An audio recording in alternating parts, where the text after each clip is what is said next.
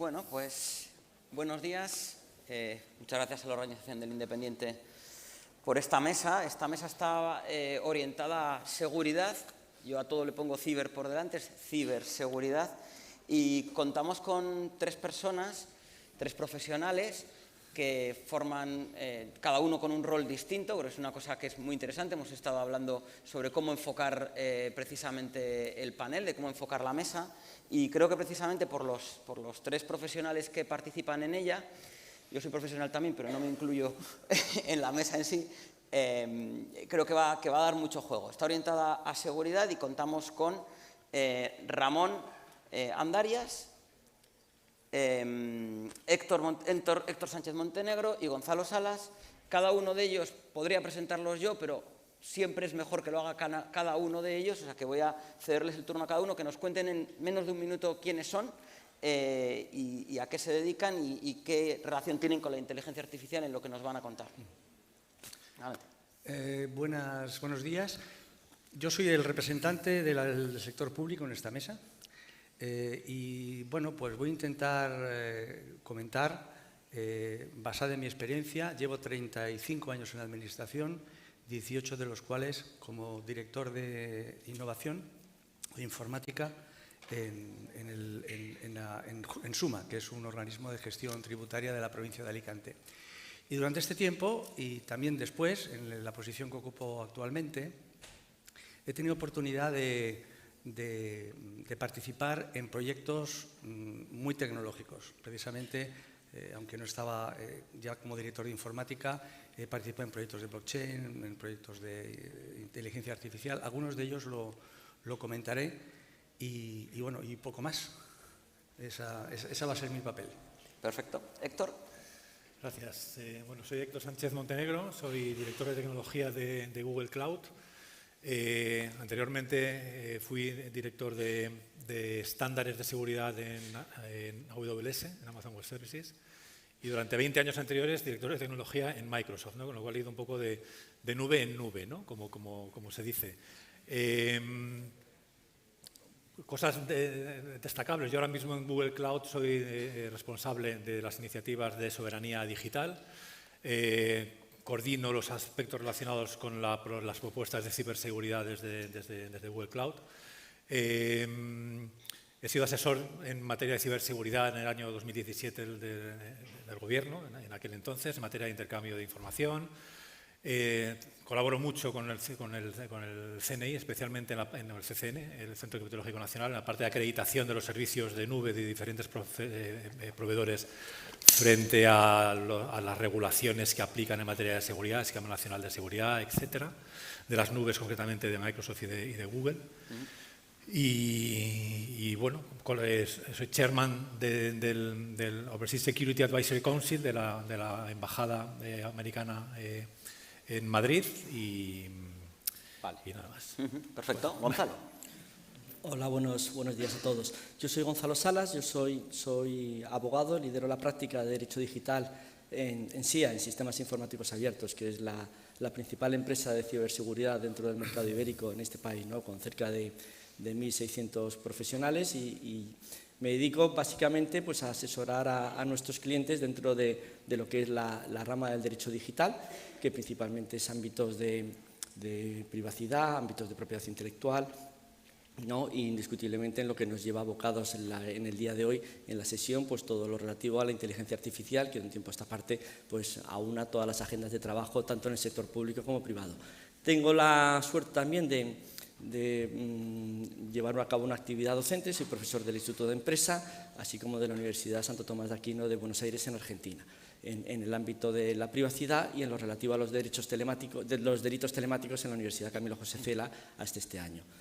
Llevo, pues eso, lo he dicho, 20 años del ejercicio libre de la profesión, intentando, pues oye, dotar a nuestros clientes de toda la seguridad jurídica que es necesaria aportar a todos los procesos tecnológicos. Perfecto. Como veis, tres pedazos profesionales. Yo, por mi parte, yo soy Lorenzo Martínez, director de una empresa española especializada en ciberseguridad, que se llama Securízame, y bueno, entre otras cosas, estoy para moderar la mesa y creo que un poco orientar a ciberseguridad también pues ciertas preguntas. La forma en la cual vamos a contemplarlo es, dos de los ponentes me propusieron inicialmente tener un pequeño inicio de una mini presentación de 10 minutos como máximo cada uno de ellos, en el caso de Ramón y Héctor. Entonces, primero vamos a hacer esta parte y luego tendremos un debate real entre nosotros en preguntas de la inteligencia artificial orientada a ciberseguridad. Entonces, adelante si quieres. Muy bien, perfecto. Vamos a ver. Bueno, como he comentado, soy representante del sector público aquí. Han puesto la otra. Y... No importa. entonces, si quieres, tal cual está. Héctor, empieza tú. Bueno, Héctor, está mejor. Sí, es que es como estaba previsto. Sí, sí, perfecto. No hay problema. Toma el testigo. No hay problema. Nada, nos adaptamos a... Bueno, muchísimas gracias. 10 minutos. Además sé que Lorenzo nos va a marcar muy bien el tiempo. Nada, simplemente una introducción de inteligencia artificial generativa y luego, a continuación, puede ser ciberseguridad o prácticamente cualquier área, cualquier industria, porque esto afecta efectivamente a cualquier área del conocimiento, ¿no? Hay muchas cosas que además hablar después de Asunción, la verdad, muchísimas cosas, me ha parecido una maravilla. Intentaré no repetir nada, no podría, ¿no? Pero intentaré no repetir nada de lo que has comentado.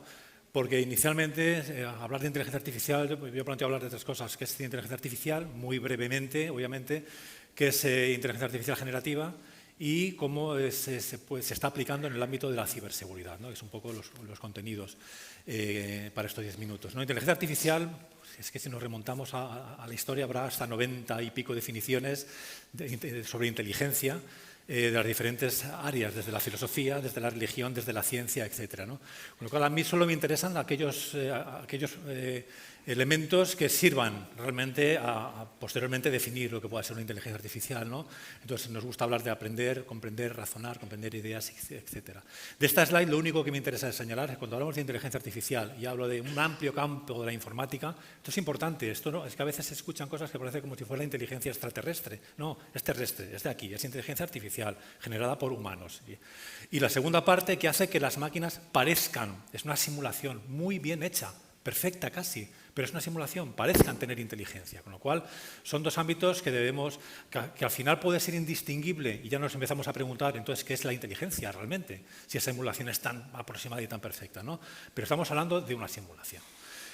Si las máquinas pueden completar tareas que asociamos a funciones cognitivas de humanos, pues decimos que manifiestan inteligencia artificial, ¿no? La inteligencia artificial generativa, esto es muy interesante, esto es lo que nos hace estar ahora mismo realmente hablando en este momento de esto. No en este foro, porque este foro, yo he participado los 2 primeros años, en el primero, en el segundo, esta es la sexta. No creo que haya muchos foros tan sostenidos en el tiempo de inteligencia artificial como este, ¿no? Con lo cual, vaya el reconocimiento también por ahí, ¿no? Pero la inteligencia artificial generativa es lo que realmente es el hype, ¿no? Ahora mismo en todo este ámbito.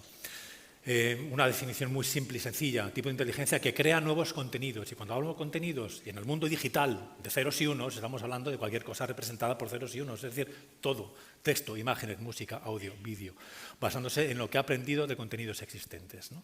Aquí hablaremos del deep learning, machine learning, etc., ¿no?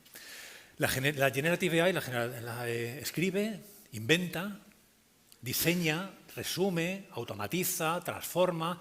Es que prácticamente muchos verbos que tengan una capacidad creativa detrás encajan aquí, ¿no? Y esto es lo realmente sorprendente y por qué afecta a todas las industrias realmente, ¿no?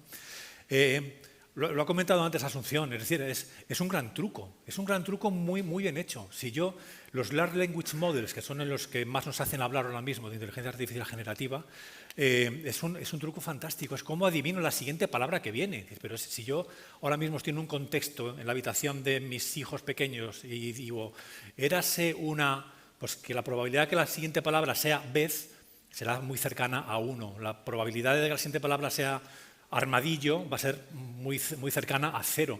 Pues jugando con esto y trucos, porque un lenguaje tiene del orden de 10.000 palabras, un lenguaje como nuestro idioma, por ejemplo. ¿Cómo voy a adivinar la siguiente palabra entre 10.000? Necesito trucos, necesito ingenio, necesito algoritmos, necesito ver cómo voy realmente reduciendo las posibilidades para acertar en la siguiente palabra. Y eso es lo que hace fundamentalmente las tecnologías, por ejemplo, de Transformers. Aquí me gustaba una animación que encontré en el Financial Times, en ft.com, que era muy gráfica de cómo el sistema va adivinando la siguiente palabra, intentando interpretar el contexto. Pero es como, imaginaros, es como un tren que va avanzando y va poniendo la siguiente vía antes de pasar por ella, y luego la siguiente, no sabe dónde va. Cuando alguien desde fuera ve el recorrido completo, dice, joder, pues ha ido donde debía y ha hecho un buen recorrido, ¿no? Pero vas como adivinando. Que algo tan básico o tan infantil podría ser hasta el truco como esto, sometido no digo la esclavitud, ¿no? Pero a las circunstancias de la enorme cantidad de datos, trillones de datos con los que ha sido alimentado, enormes capacidades de computación, hace que el resultado parezca magia, ¿no? Y es lo que estamos realmente viviendo. Llegamos a unos niveles de excelencia, por ejemplo, en estos casos de texto-imagen, o sea, desde texto generar imágenes, ¿no? Obviamente esta imagen no existe, es decir, un perro viviendo en una casa hecha de sushi, y es una auténtica maravilla la resolución que realmente tenemos, ¿no? O ¿qué pensáis que tienen en común todas estas personas que aparecen aquí? Son hombres, mujeres, diferentes tonos de piel, colores, ojos, pues tienen una sola cosa en común, y es que no existen, ninguna. Pues estamos en este nivel de excelencia en estos ámbitos, ¿no? El prompt engineering se convierte en una nueva ciencia, cómo preguntamos a los sistemas, ¿no? Y en función de cómo interpretemos ese primer vector de entrada sobre la pregunta, vamos a tener una mayor o menor eficacia en la respuesta, vamos a tener mayor capacidad de alucinación o no. Las alucinaciones, el sistema no sabe lo que es verdad o mentira, solo sabe que tiene que contestar y poner una palabra detrás de la otra, ¿no? Con lo cual tenemos que acotarlo mucho en base al prompt engineering en este momento, ¿no? Los de tiempo, ¿cómo voy, Lorenzo? Vas bien. Bien. Te quedan 5 minutos. 5 minutos, fenomenal. ¿Por qué son tan importantes estos LLMs? Esto es una auténtica maravilla. Es decir, la primera parte, que los LLM se caractericen por habilidades emergentes. Luego en la siguiente slide pongo una animación que es sorprendente. Capacidades que inicialmente no se sospechaba, no se esperaba que pudieran tener. Y cuando se ha alimentado en suficientes billones de parámetros, el sistema de repente empieza a adquirir capacidades que no habían sido previstas inicialmente. Entonces esto no deja de ser sorprendente. Segundo punto, la compresión contextual del lenguaje humano por parte de los LLMs cambia la forma en la cual interactuamos con los datos de los sistemas inteligentes. Esto es una buena y mala noticia para los que nos hemos dedicado a la tecnología, a la programación, etcétera. Es decir, pues a lo mejor ya no necesito saber tanto SQL para hacer una query fenomenal, es que se la voy a decir en el lenguaje natural, oye, dame los datos y píntamelos de color ocre, me da igual, ¿no? Entonces, puedo interaccionar con la información de una forma realmente natural, rompiendo barreras de expertise que hay entre medias, ¿no? Los LLMs pueden encontrar patrones y conexiones en corpus de datos masivos y dispares. Esto es una auténtica maravilla para iniciar investigaciones. Nunca hubiéramos sospechado una correlación entre diferentes tipos de datos e información y a lo mejor somos capaces de encontrarlo. Y ya están ocurriendo investigaciones muy sofisticadas en el ámbito de la inteligencia artificial que realmente están aprovechando esta capacidad, ¿no? Aquí ponía, por ejemplo, según vamos aumentando el número de parámetros de estos sistemas, vemos que empiezan a coger capacidades que antes no se había pensado en un principio. En un sistema de LLM, cuando llega, por ejemplo, a los 62 billones, empieza a traducir entre idiomas. No había sido pensado inicialmente para que tradujera, y traduce. Cuando llegas al 100 y pico billones de parámetros, ves que el sistema empieza a entender chistes, fenomenal, o empieza a responder preguntas profundas de física. Entonces, es algo sorprendente, pero también es cierto que, como además esta slide es igual que la que ha comentado antes Asunción, sobre el enorme costo computacional realmente que hay detrás y el enorme costo detrás de cada uno de estos modelos, ¿no? La inteligencia artificial generativa en ciberseguridad es una aplicación muy inmediata y muy directa, ¿no? Porque se dirige a uno de los grandes problemas que tenemos en el ámbito de la seguridad, la enorme cantidad de amenazas emergentes cada vez en mayor número, el enorme ruido para detectar lo que es cierto de lo que no, cuáles son los falsos positivos, y la escasez del talento para poder responder adecuadamente a todos estos sistemas, a todas estas amenazas, ¿no? El modelo por excelencia de Google, en este caso, el PAL-2, tiene dos entrenamientos específicos, uno en el ámbito médico, que llamamos el MedPAL-2, y uno específico en el ámbito de la ciberseguridad, que llamamos el SecPAL-2. Un modelo LLM de estas características, que no deja de ser un modelo al cual experto, que no sabe otras cosas. No ha habido que entrenarle con las obras completas de Shakespeare, pero de ciberseguridad sabe todo. Entonces, lo puedo integrar con los datos de mis propios sistemas, de mis propios entornos, de mi propia organización, de mi propia empresa, y el sistema será capaz de responder a preguntas, porque también conoce los frameworks de seguridad, conoce las amenazas más relevantes en ese momento. Un minuto. Entonces, podría hacerle preguntas del estilo, oye, ¿cómo de protegido estoy, en lenguaje natural, cómo de protegido estoy frente a la amenaza que se ha publicado ayer en el CVE número tal que afecta a los sistemas operativos X, ¿cómo de protegido estoy frente a ataques frente a eso? Pues te dirá, pues mira, estás protegido mal, tendrías, estos equipos los tienes desprotegidos, tendrías que hacer esto, esto y esto. Fenomenal, hazme un informe que le voy a pasar al operador de seguridad para que corrija esa situación, o un informe para elevarlo a la alta dirección y que entienda qué es lo que está pasando y el nivel de riesgo que estoy asumiendo, ¿no? Es decir, hace funciones de analista de seguridad, de operador de seguridad. Este tipo de preguntas las puede hacer alguien que no sea estrictamente experto en el ámbito de la ciberseguridad, con lo cual amplío las posibilidades de poder llegar a una solución del problema, ¿no? Conclusiones. Termino. La IA generativa no es una boda, es necesario incorporarlo en nuestro mundo profesional, en cualquiera de los ámbitos e industrias, esto es así. Se puede ser protagonista, no hace falta que simplemente se esté esperando a ver qué hacen los grandes. No, es que los grandes proveen herramientas en la nube para que podáis entrenar los modelos con los datos que os son de interés en vuestros ámbitos. Y el futuro del especialista en ciberseguridad pasa por no sustituirlo, es aumentar sus capacidades. Al final habrá la diferencia entre el especialista que no use la inteligencia artificial y el especialista que sí la utilice para aumentar sus capacidades. Y nada más, ya termino. Muchas gracias.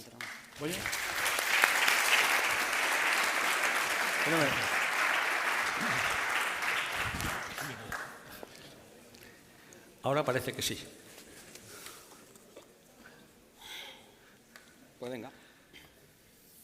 Seguridad, privacidad, veracidad y sesgos. ¿Qué tiene que decir la Administración o el sector público ante estos temas? Las noticias son muchas. Yo selecciono 4.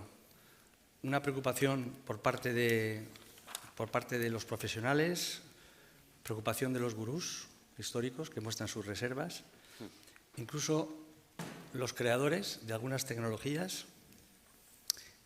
Y luego la última noticia, por lo menos la he considerado, es la declaración de Bletchley Park, que con China indican la preocupación por este tema. Está claro que los adelantos técnicos que cambian radicalmente nuestro modo de vida siempre traen incógnitas y confusión, ¿no? Que con el tiempo se van aclarando, ¿no? ¿Cómo hemos usado la inteligencia artificial en Suma? En Suma hemos hecho 2 experiencias.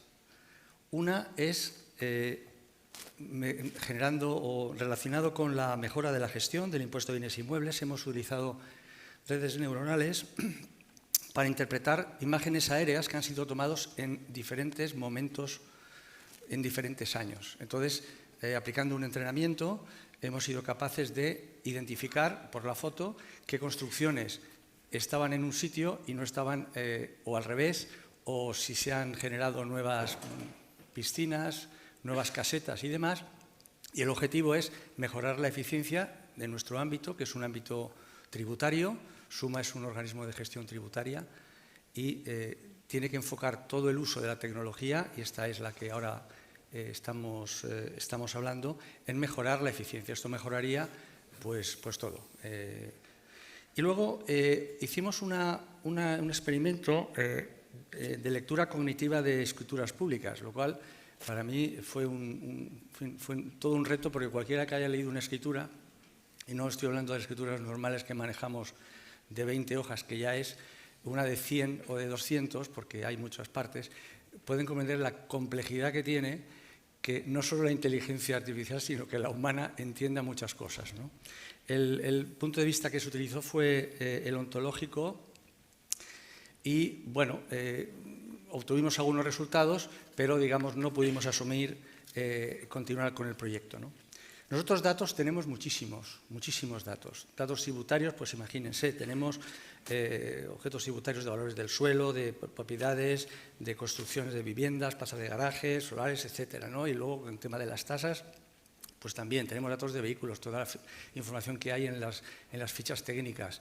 Y luego tenemos datos de millones de documentos digitalizados. Digo digitalizados, escaneados. La digitalización vendrá cuando se haga un análisis sobre eso y seamos capaces de extraer la información, no sé si con el enfoque metadatos o bien con la indexación, ¿no? Esos son los dos enfoques que hay, ¿no? Y luego tenemos datos económicos, perdón, datos personales muchísimos, se puede imaginar, forma parte de nuestro trabajo, que los custodiamos muy bien, con medidas de seguridad. Y luego datos económicos, pues también tenemos datos de cuentas corrientes, pues de domiciliaciones, etcétera, etcétera. No conocemos los saldos de las cuentas. Lo que sabemos es si hay cuentas, o sea, si hay saldo o no hay saldo, para poder aplicar, en caso necesario, pues toda la recaudación ejecutiva cuando algún contribuyente pues no lo hace, ¿no? Bueno, ¿y qué podemos hacer con estos datos, ¿no? Esto de entrada. Luego recorrer rápidamente en qué ámbitos poder hacer. Podemos mejorar las campañas, es decir, si somos capaces de poner sobre un mapa los resultados de recaudación, es decir, esta es una zona de deudores, no deudores y tal, podemos, por ejemplo, mejorar las campañas. Es decir, muchas veces no se paga el recibo porque la gente piensa que tiene que recibirlo.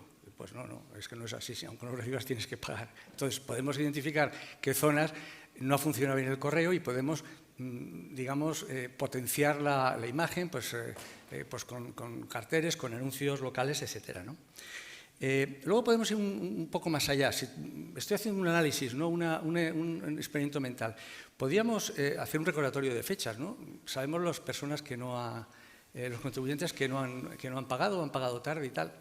Podemos dirigirnos diciendo, bueno, les recordamos que las fechas de cobro son estas y demás, ¿no? Eso sería también una aplicación que podríamos hacer para mejorar la gestión y para que el sistema funcionara mejor. Y luego, claro, vamos un poco más allá. ¿Y si somos, yo lo he llamado contacto preventivo? Es decir, imagínense el mensaje. En caso de que, según nuestros registros, usted no ha pagado a tiempo en los últimos años, ya sabe que si no paga, en fin, tiene unos costes, etcétera, etcétera. ¿Cómo recibiría esto la población? Es una pregunta, es decir, estoy intentando ir al límite y con todos esos datos ya depende de la imaginación de cada uno cómo los queramos usar. Así, al final podríamos ir hasta un episodio de Black Mirror, ¿no? Que trata muy bien además ese tipo de excesos, ¿no? Lo que está claro es que la legislación europea, que ahora ya la última fecha que han dado es a final de este año en estos temas, incluye una prohibición expresa de utilizar la inteligencia artificial con fines de puntuación ciudadana, ya sea en temas de impuestos, en temas de sanidad, en temas de acción económica, ¿no? No sé qué pasa en otros ámbitos mundiales, pero yo creo que nos debemos sentir seguros, por lo menos en lo que se refiere a la Administración, en que los datos no se van a utilizar más allá de lo que indica cuando fueron recogidos. Es decir, la Ley de Protección de Datos Europea, la regulación, así lo indica. Entonces, tenemos fortalezas y debilidades. De hecho, no un DAFO, por eso está solo en mayúscula de F, fortalezas. Vamos a ver. Tenemos muchos datos, tenemos variedad de ámbitos de aplicación. Somos un buen banco de pruebas, y no he hablado del tema tributario, que también. Hemos hablado de temas sanitarios y otros temas que han salido, porque la Administración, digamos, forma parte de todos los ámbitos de la vida, ¿no? Luego, también tenemos una vocación de servicio, es decir, si lo utilizamos será para algo bueno. Vamos a pensarlo así. Luego hay una concienciación, identificación de sesgos, es decir, intentamos que no hacer, digamos, no utilizar datos que no debemos y sesgo. Y luego la normativa también es una fortaleza. Debilidades, bueno, el lenguaje administrativo.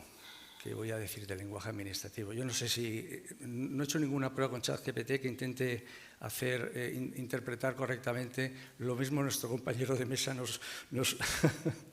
nos alumbra un poco en el tema de si es capaz de analizar una sentencia o no, ¿no? Luego la estandarización, baja estandarización. Ha salido antes el tema sanitario en cuanto a los historiales clínicos que no tienen el mismo formato y demás. Bueno, eso es una debilidad, ¿no? Los procedimientos, todos están siguiendo las mismas normas, pero cada uno lo hace de una manera. O sea, los impresos son diferentes, los plazos a veces son de una manera, la información que tienes que poner, los documentos, ¿no? La complejidad normativa. Y luego, ¿por qué no mencionar las barreras culturales que podemos tener del funcionario. Es decir, esto que va a pasar conmigo, si además, si una inteligencia artificial me puede redactar una resolución, aunque luego sea revisada por un humano, entonces, etcétera, etcétera, ¿no? Y bueno, ¿dónde se puede utilizar la gestión tributaria? Y he puesto algunas cosas. Si lo utilizamos en lo que he comentado antes, en tiempos de resolución ganaríamos. Estoy hablando del tema de documentos, el análisis de imagen y lo que he comentado, o incluso la consulta entre administraciones con muchos límites. Ojo con la interoperabilidad si metemos ahí la inteligencia artificial, que pueden salir sorpresas. De hecho, con datos de empresas privadas ya está habiendo algunas alarmas que están saliendo en la prensa. Por parte de servicio, yo pienso que la aplicación más clara es la mejora de la experiencia de usuario.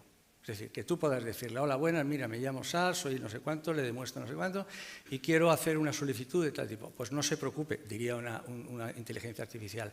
Ahora mismo le voy a mostrar por pantalla la propuesta de documento que usted tiene que firmar y tal, y sería estupendo, porque uno llega de cenar el sábado por la noche y cuando llega pues se pone a hacer una gestión con una inteligencia artificial que te responde, ¿no? Sería una administración 24/7. Y luego en tema de seguridad no voy a hablar mucho porque identificación digital, vamos a ver, se puede utilizar para reconocimiento de imágenes, reconocimiento de voz, pero claro, con los últimos avances en deepfake se me hace un poco complicado el que utilicemos una imagen para identificar digitalmente a alguien, cosa que estamos obligados a la Administración para que tenga permiso, ¿no?, para los datos. Y en ciberseguridad, pues bueno, la búsqueda de patrones en ataques, pues estoy seguro que además el moderador es experto y puede decir. Sí, bueno, y eso es lo que quería comentar. ¿Cuánto me he pasado? Te has pasado, pero bueno, no te preocupes, ya contaba yo con ello. Muchas gracias. Muy bien. Bueno, Gonzalo, que es nuestro abogado, sabéis que siempre hay que tener un contacto de un médico, un cura y un abogado en la agenda, ¿no? Hemos quedado, no solo para jugar al órdago, era también para en la vida. Con Gonzalo hemos estado hablando precisamente antes sobre si todo está excesivamente regulado o no, si esto que es un campo que, aunque este sea la 6ª edición de este congreso, para el mundo en general es nuevo. Sabéis que todos funcionamos por modas y, entre otras cosas, desde que surgió el ChatGPT al mundo, aunque yo aprendí Lisp en la universidad en los 90, o sea, que quiero decir que lo de la inteligencia artificial se utilizaba de antes, se utilizaba OpenCV para reconocimiento de caras y una serie de cosas, pero digamos que cuando ha salido y que esto está en la palestra y que, oye, habrá que meterle regulación a esto también, es ahora, ¿no? Entonces, Gonzalo, ilústranos, por favor, un poco sobre ¿dónde están los límites? ¿Cómo se intenta regular realmente? Porque antes me preguntaban en el fotocall si se le pueden poner puertas al campo o no. Yo tengo mi propia opinión, pero yo soy el moderador. Aquí venís a hablar vosotros. Vale, pues muchas gracias. Me alegra porque he visto en los dos casos de uso que se han puesto sobre la mesa, ¿no? Uno relativo a ver cómo la inteligencia artificial, ¿vale?, puede mejorar el tema de la seguridad de los sistemas de información, y luego la parte de la inteligencia artificial desde la perspectiva de la gestión tributaria. Fijaros que son justo dos casos de uso que en la propuesta de reglamento de inteligencia artificial, que esperemos, bueno, que lo que quiere buscar o lo que quiere plantear, ¿vale?, básicamente es dotar de seguridad jurídica a todo este entramado, son de los dos casos de uso que la futura normativa define como sistemas de inteligencia artificial de alto riesgo. ¿Vale? La normativa, básicamente, la futura normativa, básicamente lo que viene a establecer, más allá de establecer unas normas armonizadas en términos de información, de transparencia, de obligaciones, de responsabilidad, de que hay un organismo de supervisión y control, básicamente luego te establece lo que define prácticas prohibidas en el ámbito de la inteligencia artificial, y luego te define dos tipos de inteligencia artificial: la que definen como de alto riesgo y de riesgo limitado. Las prácticas consideradas prohibidas, pues bueno, al final pues son muy sencillas, son de perogrullo, ¿no? Pues básicamente lo que viene a establecer son prohibiciones en lo relativo a establecer sistemas de reconocimiento biométrico en tiempo real en la calle, en accesos públicos, salvo una serie de supuestos tasados que también la norma contempla, como es bajo supuestos de identificación bajo amenaza terrorista, identificación de personas desaparecidas o en el supuesto de identificación de personas que tengan delitos graves, entendiendo por delito grave aquellas personas que tengan una medida privativa de libertad superior a 3 años.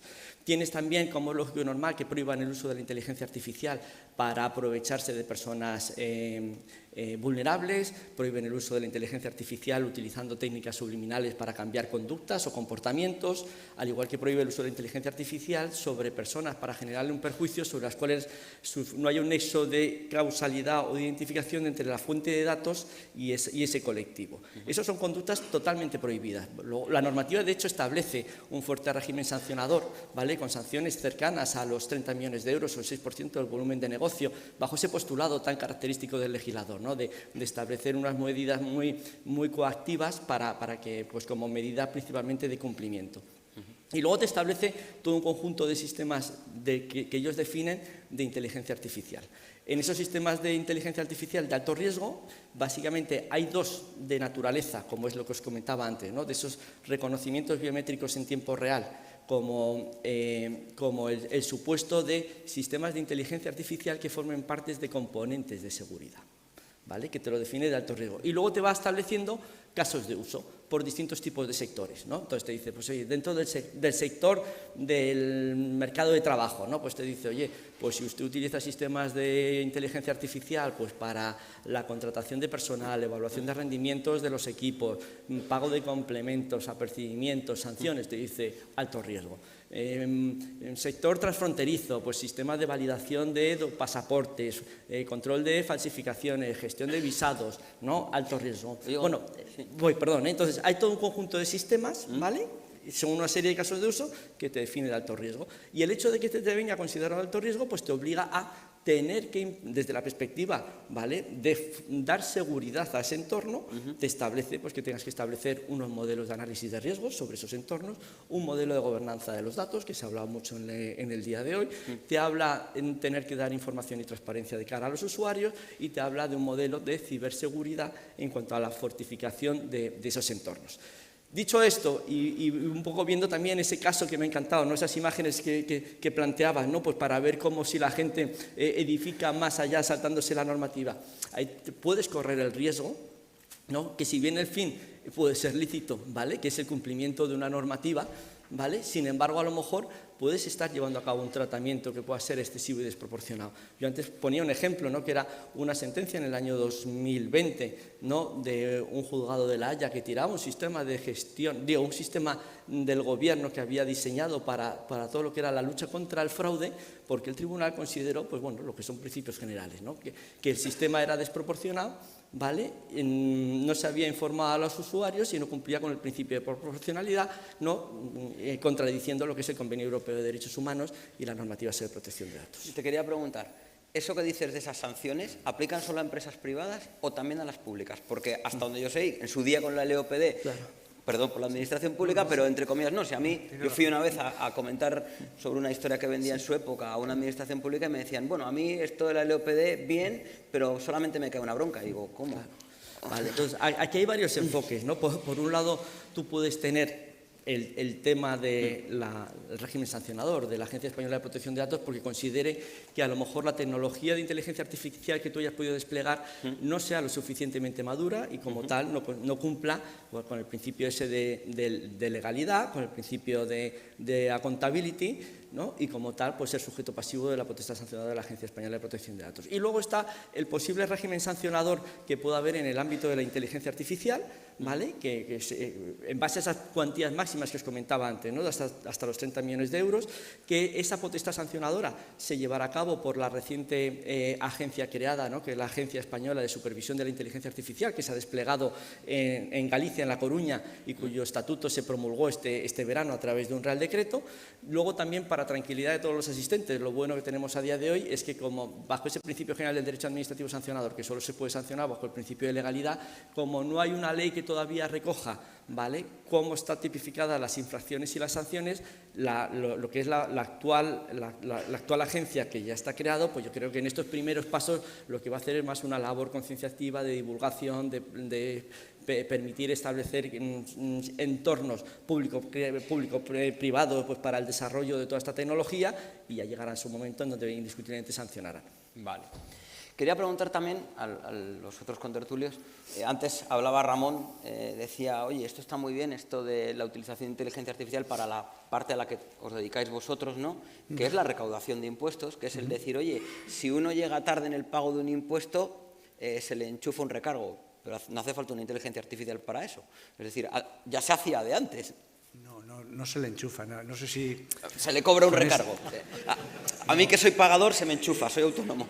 No, vamos a ver, la norma establece que hay unos plazos de pago y a partir de los cuales hay unos recargos y además... Comprendo.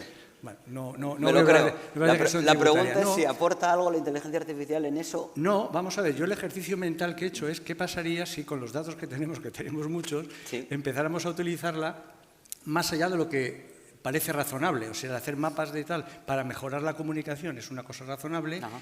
Recordar, no a nivel general, sino a unos cuantos, que el plazo está próximo y que no se le pase, alguien va a decir, ¿y por qué a mí y a mi vecino no han dicho nada?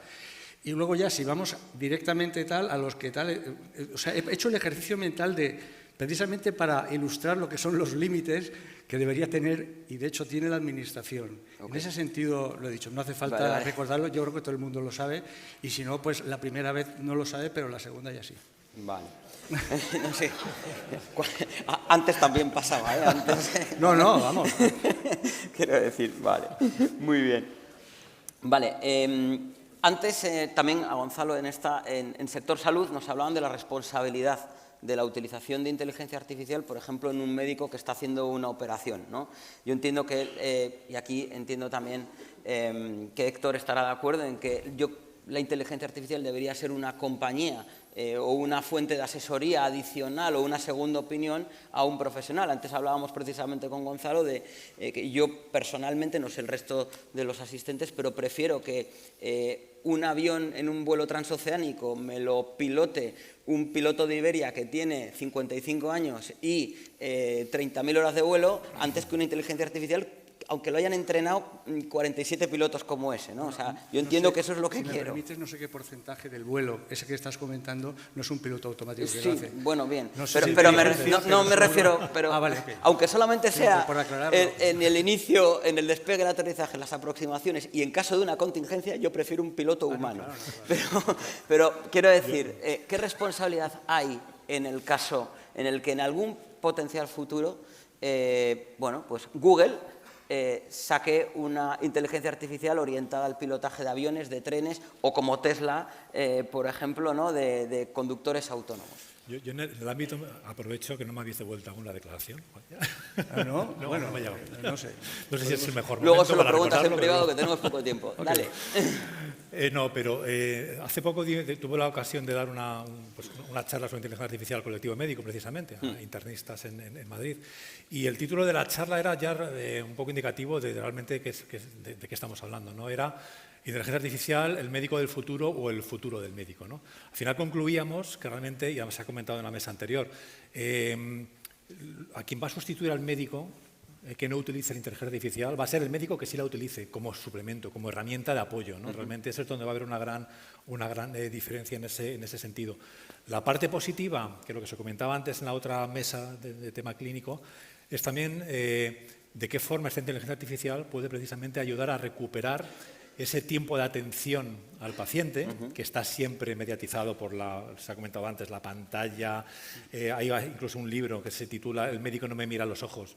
Y es cierto, o sea, vas a la consulta y el médico está tomando una labor administrativa y burocrática bastante importante, ¿no? Un sistema de inteligencia artificial que estuviera escuchando la conversación, que la entendiera, que estuviera interpretándola, que incluso estuviera sugiriendo al médico cosas que se le pueden haber escapado de preguntar, y que encima terminaras con un informe, una nota médica para un colega o para el paciente, porque a veces a los pacientes se nos informa con lenguajes que no entendemos. Yo a veces me dan ganas oye, pues cuando vengas a preguntarme algo de informática, te voy a responder en lo mismo, pues mírate la ARL del router y haz un pin al puerto tal, ¿no? Puedes preguntar a Google, ¿no? Pues yo sé, tenemos esa opción, ¿no?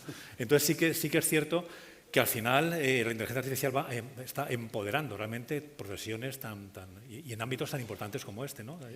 Había una cita de Gregorio Marañón que decía, le preguntaban, ¿cuál era la mayor innovación para un médico que se ha hecho en medicina? Y decía, la silla. La silla para sentarte al lado y escuchar al paciente y tener el tiempo para tener esa conversación con él, ¿no? Pues a lo mejor, fíjate, la IA nos puede ayudar a recuperar ese tiempo, ¿no? Y viendo lo que yo habría preguntado, Gonzalo. Fijaros que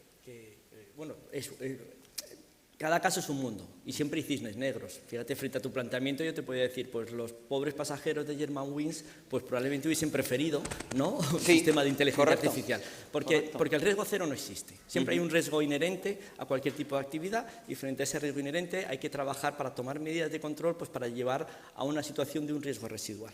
Dicho esto y dicho lo cual, dices, oye, y aquí cuando alguien la lía, esta fiesta, ¿quién la paga? ¿No? Que yo creo que es la pregunta, el quid de la cuestión, ¿no? Entonces, yo ahí, a día de hoy, no tengo una respuesta, porque por desgracia ni firmo sentencias ni dicto cátedra. Sí que es verdad que a mí me dio clase el catedrático, el magnífico catedrático, ¿no?, García de Enterría, que nos decía, cuanto más disruptiva sea una situación, queridos alumnos, más principio general. Y frente al principio general, yo a día de hoy digo, oye, pues el que genera el daño, 1902 del Código Civil. Oye, yo me dirijo contra el que me ha generado el daño y el daño me lo ha generado con el cual yo he tenido esa relación contractual. Con lo cual, primeramente iría contra la compañía aérea y luego ya la compañía aérea que exija sus responsabilidades a sus proveedores de tecnología en cuanto al diseño de ese algoritmo. Como todo esto es nuevo, claro, es cierto que también desde la Unión Europea pues, se está trabajando en un reglamento sobre responsabilidad civil en términos de inteligencia artificial. Hola, recordar, perdona, el avión ese que despegó de Nueva York, que se metieron pájaros en el motor y tuvo que amenizar en el Hudson. Correcto. Esa decisión nunca lo hubiera tomado un sistema de inteligencia artificial. Eso fue el piloto que tomó la decisión de decir, de ahí mi pues pregunta. amenizo. De ahí mi pregunta. Perfecto. Muchísimas gracias. Me comentan desde la organización que se nos ha acabado el tiempo. Ha sido un placer. Muchísimas gracias a todos. Y bueno, nos vemos a la siguiente. Gracias.